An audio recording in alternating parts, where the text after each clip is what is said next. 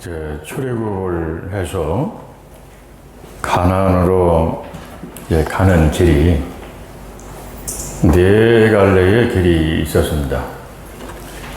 첫째로는 걸어가도 15일이면 갈 수 있는 길이 있었어요. 그 길이 지중해 해안가로에서 가는 그러한 길이었습니다. 그런데 하나님께서 그 길을 허락하지 않으셨어요. 그리고 또 하나의 길은 이 시내반도를 직선거리로 이렇게 가면은 한 달이면 갈 수 있는 그런 길도 있었습니다. 그리고 2년 반 걸려서 가데스 바네아에 도착을 했을 때에 가나안에 들어갈 수 있는 기회가 왔어요. 하나님께서 주신 기회였습니다.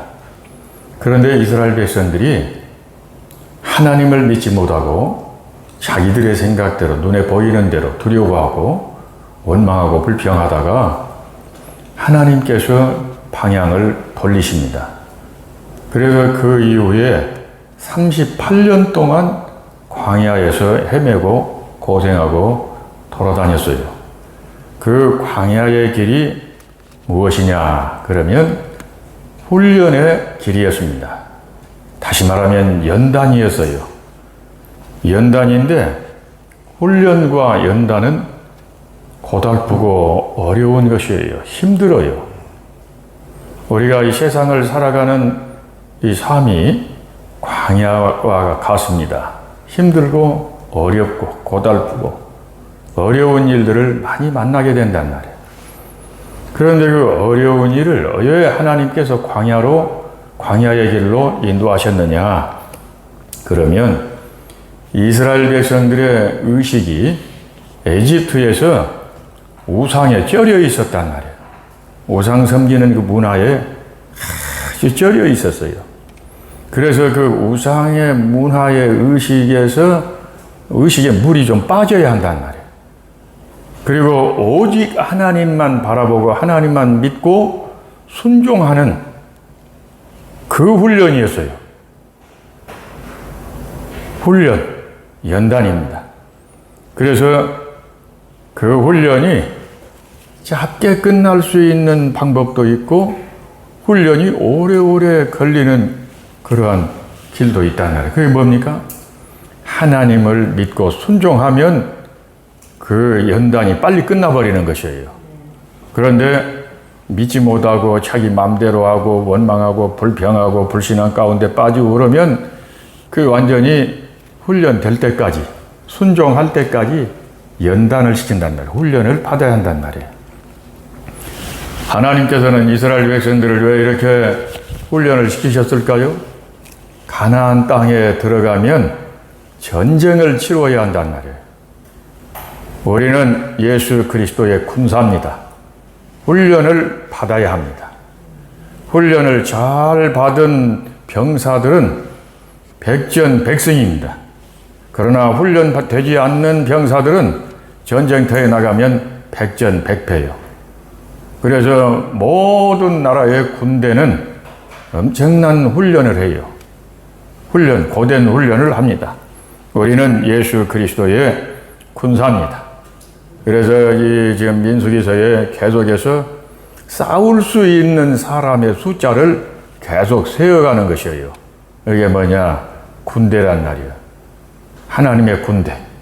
우리는 예수 그리스도의 군대, 병사들입니다.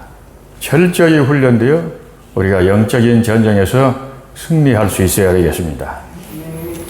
그리고 레위 지파는 이제 하나님의 그 성전에서 봉사하는 그런 일을 하는데 레위 지파는 하나님께서 특별히 선택해 성전 봉사를 하게 하십니다. 레위 지파 중에 고한 자손, 그 아므람의 아들 아론의 후손이 제사장이래요. 레위 지파에서 제사장도 나오고 성막을 섬기는 그런 봉사를 했단 말이에요. 그래서 레위의 이 아론의 후손들 그 외의 레위 지파는 레위의 사람들은 이 재능에 따라서 제사장을 돕고 그리고 성막 봉사를 했습니다. 성소가 그들의 기업이었습니다. 레위 지파에게는 땅을 기업으로 주지 않으셨어요. 그들은 하나님과 백성 사이에서 중보적인 사역을 했습니다. 지금 우리의 중보자는 예수 그리스도시고, 우리는 다른 사람들을 위해서 중보 기도를 많이 할 수 있어야 되겠습니다. 그리고 이 4절의 말씀은 아론의 아들 나답과 아비후가 제사장으로 기름 부음을 받고 거룩히 구별됩니다. 믿음의 사람들은 베드로전서 2장 9절의 말씀을 하기를 너희는 택하신 족속이요 왕같은 제사장들이요 거룩한 나라요 그의 소유가 된 백성이니 라고 말씀을 하였습니다. 우리는 성령의 기름 부음을 받았습니다. 거룩히 구별되었습니다. 성령의 기름 부음을 계속 받아야 합니다. 다윗도 여러 번 기름 부음을 받았습니다. 예수님도 성령의 기름 부음을 계속 받으셨습니다. 사도행전 10장 38절에 하나님이 나사렛 예수에게 성령과 능력을 기름 붓듯 하셨으며 라고 말씀을 하였습니다. 성령의 기름 부음은 한 번으로 끝나면 안 됩니다. 한 번 경험으로 끝나면 안 된다는 말이에요. 계속해서 성령의 기름 부음을 받아야 세상을 이길 수 있고 우리가 그리스도인으로서 사명을 감당할 수 있고 거룩한 삶을 살아갈 수 있는 것입니다. 그리고 제사장 나답과 아비후가 다른 불로 하나님 앞에 분향하다가 죽습니다. 다른 불이 무엇입니까? 하나님의 불이 아니었어요. 자기들의 임의대로 다른 불, 세상 불로 분향을 했단 말이에요. 그래서 하나님께서 그걸 받지 않으시고 그들을 치십니다. 하나님의 말씀을 무시한 태도였습니다. 하나님의 말씀에 불순종한 태도였어요. 하나님의 말씀에 불순종했을 때에 에덴도 잃고 아담과 하와도 죽었습니다. 하나님의 불이 무엇이냐? 그러면 레위기서 6장 13절에 제단의 불은 꺼지지 않게 하라라고 하나님께서 명령을 하셨어요. 어떤 제단이냐? 번제단의 불은 꺼지지 않게 해라. 이런 말씀이었단 말이에요. 그런데 레위기서 9장 24절에 하나님 앞에서 나온 불이 번제단의 제물을 태우는 장면이 나옵니다. 하나님으로부터 나온 불이었어요. 그 불을 꺼지지 않게 계속 관리를 해가야 한단 말이에요. 그러면 이제 백성들이 이동해 가잖아요. 계속 광야에서 이동해 가잖아요. 이동해 가다가 정착을 하게 되면 또 성막을 세우잖아요. 그러면 그럴 때마다 하늘에서 불이 내려오는 것이 아니라 처음에 내려왔던 그 불을 번제단의 불을 화로에 담아서 가지고 가야 했단 말이에요.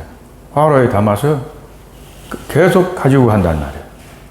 이동에 가게 되면 또 그 불을 화로에 담아서 가지고 가서 새로운 정착지에 정착을 하게 되면 성막을 세우고 번제단을 설치하고 그랬을 때 그 화로에 있는 불씨로 번제단에 불을 붙였단 말이에요.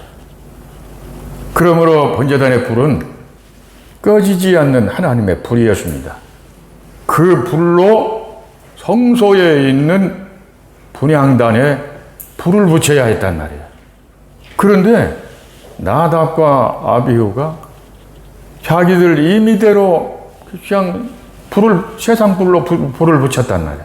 그러다가 거의 죽습니다. 이 믿음의 생활은 하나님의 말씀대로, 하나님의 방법대로 하는 것이에요. 자기 마음대로 하는 거 아니에요. 예배도 마찬가지입니다. 예배도 자기 기분에 따라서 자기 마음대로 하는 것이 아니라 하나님의 말씀대로, 하나님의 뜻대로 순종하고 정성을 드리는 그런 제사가 되어야 합니다.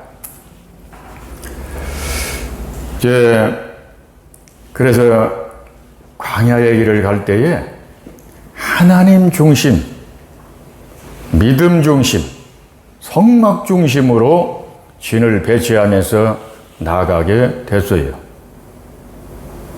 그래서 새로운 정착지에 정착을 한다 그러면 12지파가 11지파가 진을 치는데 어떻게 치느냐? 성막을 중심으로 해서 동서남북으로 진을 딱 치는 것이에요. 하나님 중심, 말씀 중심, 성막 중심으로 진을 쳤단 말이에요.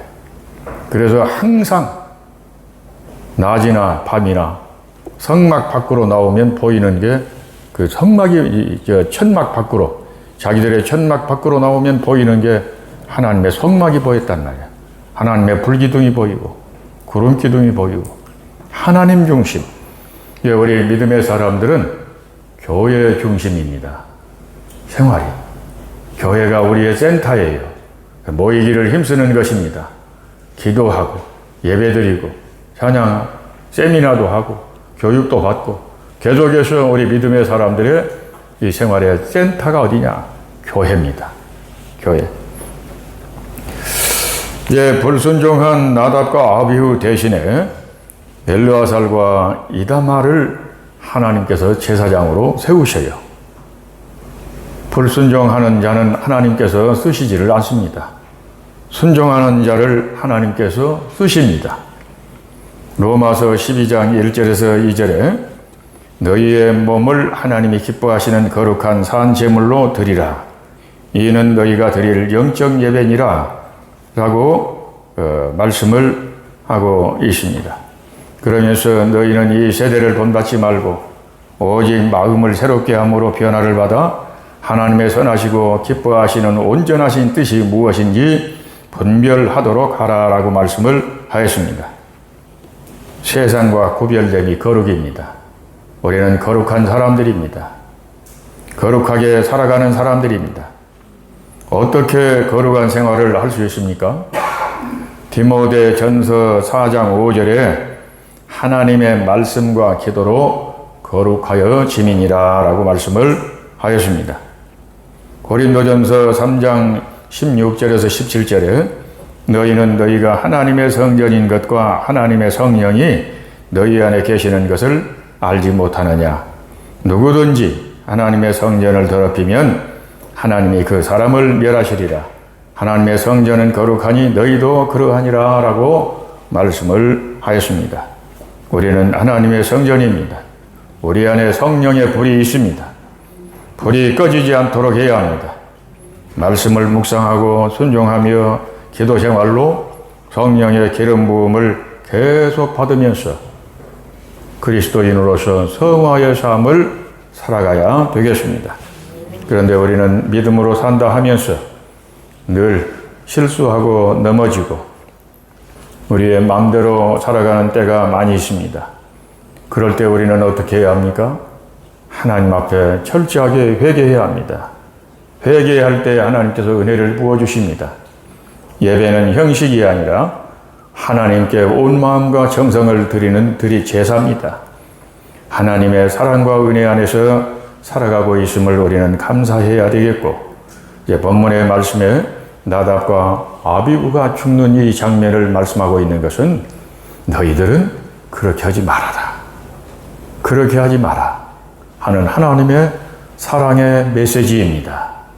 순종하고 믿음으로 순종하고 그럴 때에 내가 너희의 모든 것을 책임지겠다 한 하나님의 메시지단 말이에요. 기도하겠습니다. 하나님 아버지, 광야와 같은 세상에서 저희가 살아갈 때에 저희의 마음대로 세상 사람들처럼 살아가는 삶이 되지 않게 하시고 오직 예수 그리스도, 오직 하나님 중심, 오직 말씀 중심, 오직 믿음으로 순종하면서 살아가는 저희들의 삶이 이루어지기를 원합니다. 하나님, 저희들이 다른 불로 하나님께 제사를 드리지 않게 하옵소서. 하나님의 말씀대로, 하나님의 뜻대로 순종하는 순종의 제사를 드리는 저희들이 되게 하옵소서. 그래서 하나님께 영광이 되게 하시고 믿음으로 힘쓰고 역사하는 가운데 하나님의 영광을 보는 삶이 날마다 이루어지기를 원합니다. 하나님 아버지 이 시간도 믿음과 정성과 소원을 담아서 주님 앞에 귀한 예물을 드리는 손길들이 있사오니 이 귀한 손길들을 사랑하시고 은혜 베푸시고 축복하시고 마음의 소원을 이루어 주시기를 원합니다. 가정이 주 안에서 복되게 하옵소서. 예수님 이름으로 기도드리옵나이다. 아멘.